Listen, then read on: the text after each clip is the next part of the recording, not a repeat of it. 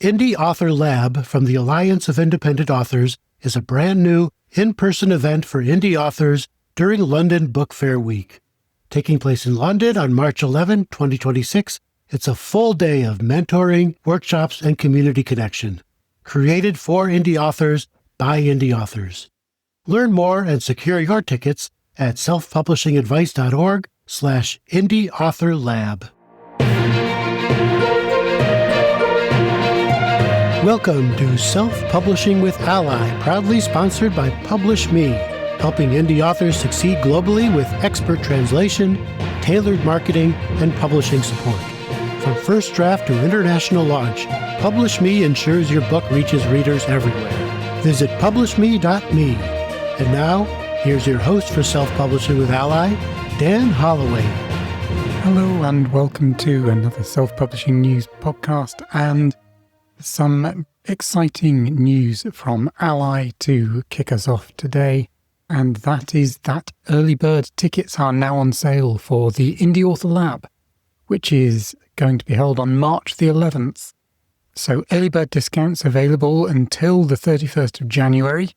Do make sure you check that out if you're going to be anywhere near London Book Fair. So this is to coincide with London Book Fair.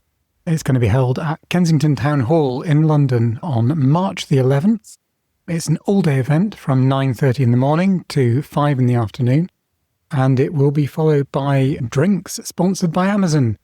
And it will have all sorts of good things for you. So there will be talks, workshops, Q&A, mentoring, review, exercises, networking. Those of you who go along will be asked before you turn up to talk about your goals for the year. What is it you are aiming to do in self-publishing this year? And what are the barriers you expect to encounter? And then this will be a chance to work through those goals and work through those barriers together with a whole host of experts, including the likes of Melissa Addy, Sasha Black, Shel Honecker, Karen Inglis, Thad McElroy, Joanna Penn, Debbie Young, and of course, Orna Ross. And you will get lunch, and you will get a copy of Creative Self-Publishing, which is Ally's Guide to Independent Publishing. There will also be a workbook that you can use to work through your goals as you work through the day. So, any of you who are going to be coming to London for London Book Fair, or who are just in London anyway, hugely recommended that you come along to that. And if you are going to do so, then I highly recommend that you check out the early bird discounts before the end of January. So, looking forward to seeing many of you around London during London Book Fair in early March. What else do we have? We have some interesting news from TikTok. So TikTok are introducing what they are calling Pine Drama, and it's an app that is designed for short form serial videos. So 1 minute videos, so micro dramas as they're calling them. So serial 1 minute videos, which are a great chance to tap into the market for such things, for these sort of micro storytelling things that people in this age of, well, you might say this age of short attention spans seem to love this, but actually these ultra short serial dramas have been very popular for a very long time, certainly in the digital age. I remember probably 20 years ago now learning all about cell phone novels, which even back then were something that weren't new. So those were novels that were written in as many characters as you could fit into what used to be then the limit on text messages for the early cell phones back in the days when you would send things over WAP, Wireless Application Protocol, I think it was, long before 1G, 2G, 3G or anything like that. And you had about 180 characters or something.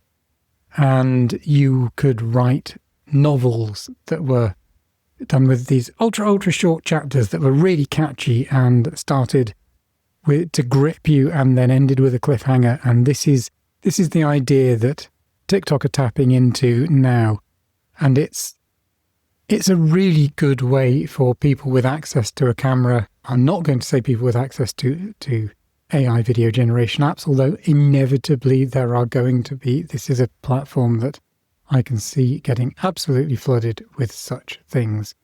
But for those of you who are storytelling and really interested in honing the craft of sharp, rapid storytelling with chapters that start on a gripping note and end on a cliffhanger, this is a really good way to develop your craft and find an audience at the same time.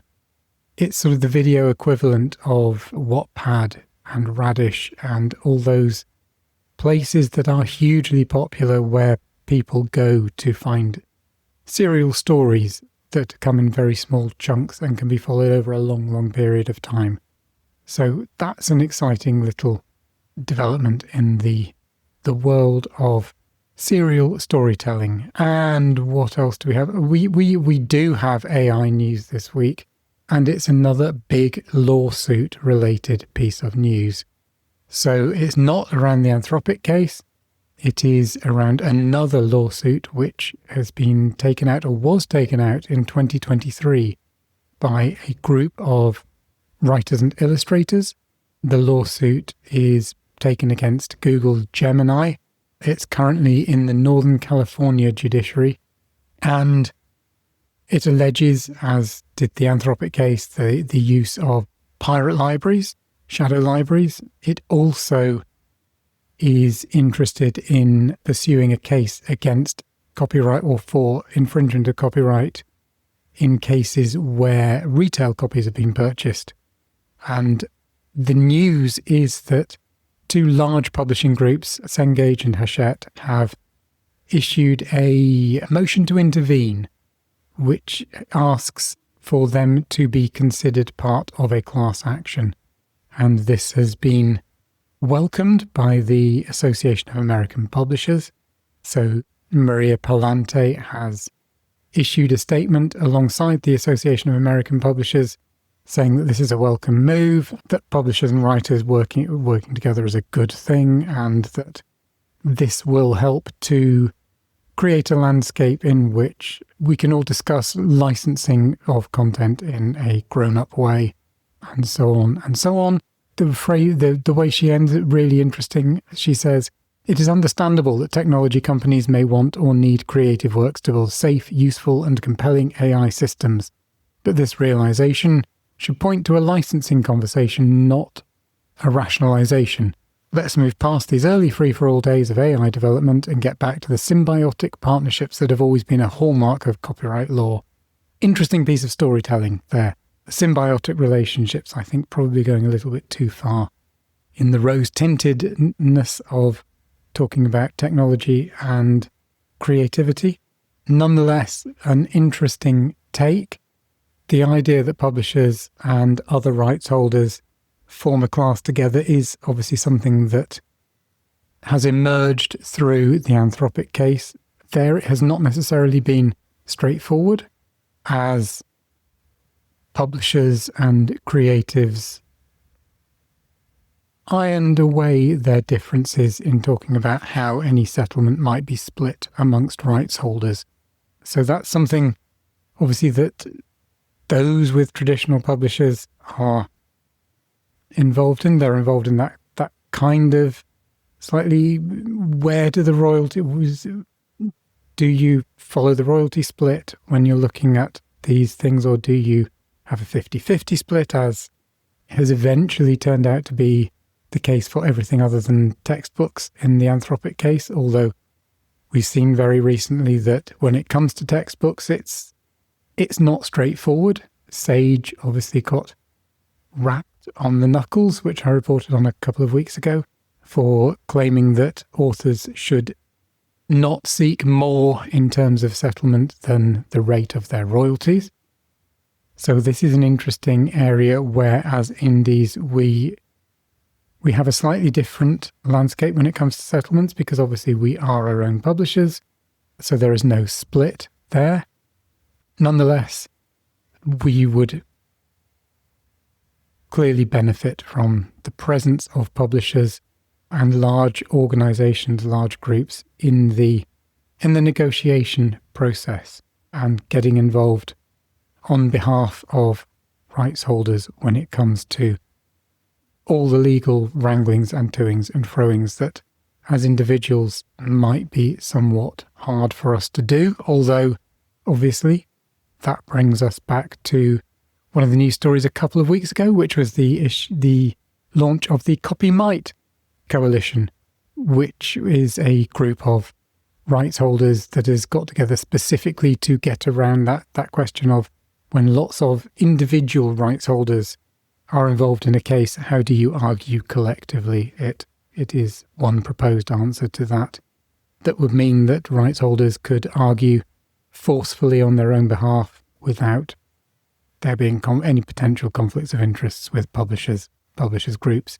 So fascinating developments in the AI world, and in particular in the legal world, which is going to inevitably shape the way that settlements run in the future, and the way those settlements are settled will probably have a big knock-on effect on the potential for licensing arrangements in the future.